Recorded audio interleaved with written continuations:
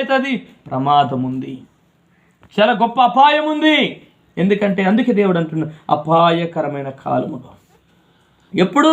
అంత్య దినాలు. ఇవి అంతమైపోయే దినాలలో, అపాయకరమైన పరిస్థితులలో మనం ఉన్నాము.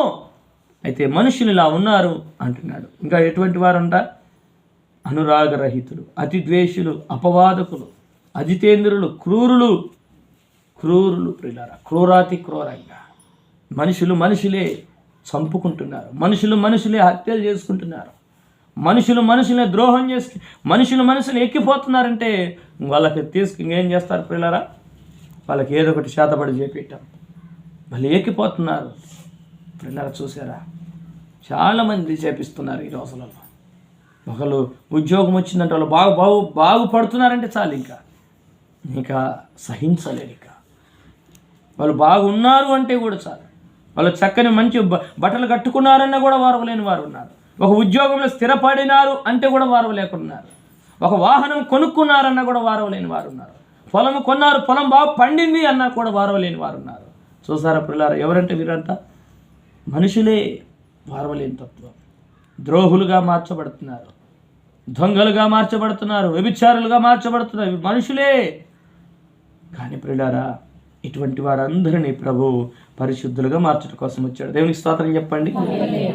అందుకే దైవజనుడు అంటున్నాడు, 3వ అధ్యాయం 10వ వాక్యం చదవండి, ముగిస్తున్నాడు. ఇక 3వ అధ్యాయం 10వ వాక్యం చదువునాను. 3వ అధ్యాయం 10వ వాక్యం.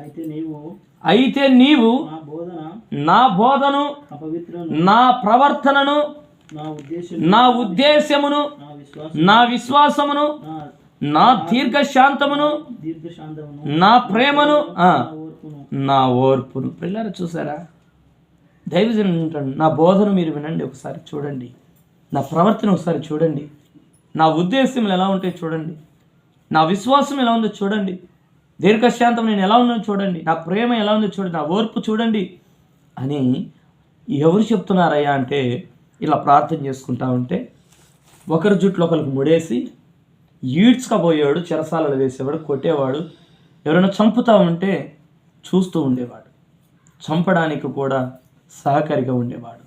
అటువంటి సౌలు అతని పేరు మార్చబడకముందు సౌలు అనే వ్యక్తి అలా ఉన్నాడు. అయితే పౌలుగా మార్చబడినాడు, ప్రభు స్వరాన్ని వినగలిగాడు, ప్రభు దర్శనాన్ని పొందుకోగలిగాడు, తన జీవితాన్ని మార్చుకున్నాడు. ఈరోజు ప్రభువును నిలబడినాడు. దేవునికి స్తోత్రం.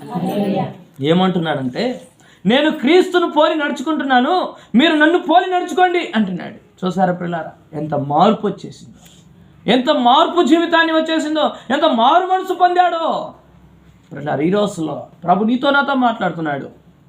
ఎంతకాలం నువ్వు భక్తి చేస్తున్నావు నాకు తెలియదు, కానీ నువ్వు మారు మనసు లేని భక్తి చేసేది వ్యర్థం. మార్పు చెందాలంతే, నూతన జన్మ అనుభవంలోనికి నువ్వు వచ్చేయాలి, ఆత్మ నింపుదలతో నువ్వు ఉండాలి, ఆత్మ నడిపింపులోనికి నువ్వు వచ్చేయాలి. ఎందుకంటే నా ప్రభు ఆత్మ అయిన వాడు. దేవునికి స్తోత్రం.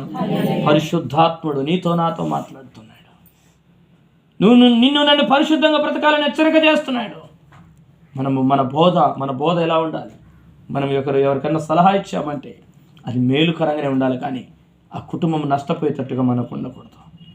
మనం సహాయం చేసే వ్యక్తులుగా ఉండాలి, కానీ కీడు చేసే వ్యక్తులుగా మనం ఉండకూడదు. కోపతాపం లేదన్నా కూడా వెంటనే మనసు మార్చుకోవాలి. ఎవరికి మనం హాని చేసే వ్యక్తులుగా ఉండకూడదు. ఎందుకంటే చూచుచున్న దేవుడు ఉన్నాడు. వాని క్రియల చొప్పున ప్రతి వానికి ఇచ్చుటకు నేను సిద్ధపరిచిన జీతం నా యొద్ద ఉన్నది అన్నాడు. జీతం ఇచ్చేది ఎవరంట? దేవుడే. ప్రతిఫలము ఇచ్చేవాడు దేవుడే. ఈరోజు పిల్లారా, అందుకే 13వ వాక్యం చదవండి పిల్లారా, అక్కడ రాయబడింది, అయితే దుర్జనులను,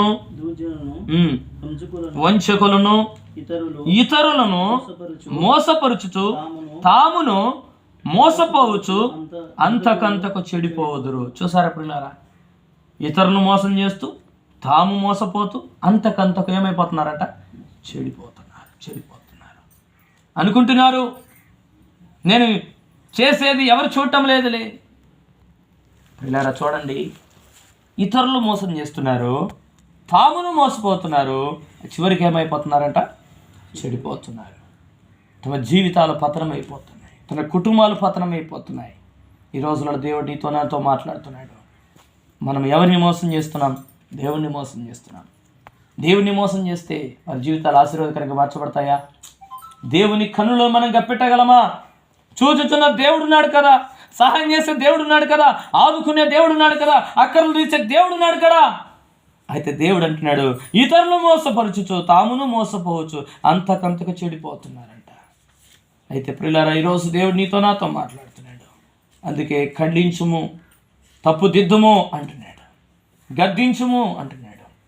ఈ రోజున నీవు నేను దేవుని మాటల ద్వారా హెచ్చరిక పొందుతున్నాం. 5వ వాక్యం చదవన్నాను, ఇంకా చివరిగా ముగిస్తాను. 3వ అధ్యాయం 5వ వాక్యం. పైకి ఎట్లా ఉన్నారంట? భక్తి గల వారి వలె ఉండియు దాని శక్తిని ఆశ్రయించిన వారిని ఉందరు. చూసారా పిల్లరా ఎట్లున్నారంట? పైకి భక్తి గల మనుషులు. పైకి భక్తి ఉందంట, లోపల ఏం లేదంట, శక్తి లేదు. అపవిత్రాత్మలు పట్టిన వారు ఈ రోజులలో గుర్తుపడతా ఉన్నాయి దేవుని పిల్లలు ఎవరో అని. పిల్లరా, మొన్నటి దినాన మేము శుక్రవారం ప్రార్థనకు వెళ్ళాం. ఇల్లులు దర్శించి ప్రార్థన చేయబోతే మాకు సమయం అవుతా ఉంది. తొందరగా ఆ ఇల్లు తిరిగితేనే మాకు ఆ సమయం సరిపోతుంది. కానీ కొన్ని ఎగస్ట్రా కుటుంబాలు వచ్చేసాయి. మా ఇంట్లో ప్రార్థన చేయండి అని పిలుస్తూ ఉన్నారు. కొత్త వారు వచ్చారు, తొందర ప్రార్థన చేస్తూ ఉంటే సమయం లేదమ్మా, ఈసారి వీలుంటే మీ ఇంటికి వస్తాం. వాళ్ళని రోడ్డు మీద నిలబడి ఉంటే అందరూ ప్రార్థనలు వరుసగా వస్తూ ఉన్నారు. అందరూ చేతుల నుంచి ప్రార్థన చేస్తుంటే ఆమె సుమారుగా లావుగుంది, ఎత్తుగుంది. పాస్టర్ కూడా ప్రార్థన వల్ల కళ్ళు మూసుకుంది. ప్రార్థన చేస్తూ ఉంటే దురాత్మ బట్టి అలానే ఎనికి దొల్లి పడబోతుంది. అది సిమెంట్ రోడ్డు. నేను కళ్ళు తెలిసి పాస్టర్ మా గట్టి పట్టుకోవన్నాడు సార్. పట్టుకోబోయేసరికి ఆల్రెడీ ఆమె సగం వరిగింది, కింద పడి 2-3 వచ్చి పట్టుకున్నారు. చెయ్యంత నొప్పి లేసిందని చెప్తాను. అంటే పిల్లలు చూసారా, దురాత్మ పట్టి వెళ్ళిపో అంటే కేకలు వేసి వెళ్ళిపోయింది. దేవునికి స్తోత్రం. యేసుక్రీస్తు నామమును ఉచ్చరిస్తానే దురాత్మ శక్తులు విడిపోతూ ఉన్నాయి. ఎందుకంటే మనలో ఏమి శక్తి లేదు, కానీ మనం నమ్ముకున్న దేవుడు శక్తిమంతుడు. మన పై భక్తిని కాదు దేవుడు చూసేది, లోపల ఉన్నటువంటి ప్రియులారా చూసే విశ్వాసాన్ని దేవుడు చూస్తున్నాడు. విశ్వాసాన్ని బట్టి దేవుడు శక్తిని ఇస్తా ఉన్నాడు. దేవునికి స్తోత్రం. నీకు ఆవగింజంత మాత్రం విశ్వాసం ఉంటే చాలు. ఎంత విశ్వాసం? దేవుని కార్యం నువ్వు చూస్తావు అంతే. దేవుడు చేసే అద్భుతాలను చూస్తావు. అంత విశ్వాసం ప్రభునందు ఉంటే చాలు.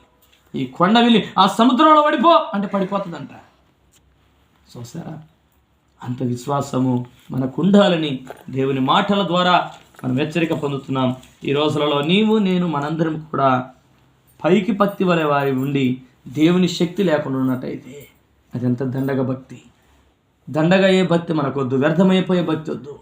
నిలబడే భక్తి చేద్దాం, శక్తి కలిగిన భక్తి చేద్దాం, విశ్వాసంతో నింపబడతాం, ప్రార్థనాత్మతో నింపబడతాం, పరిశుద్ధత కలిగి జీవిద్దాం.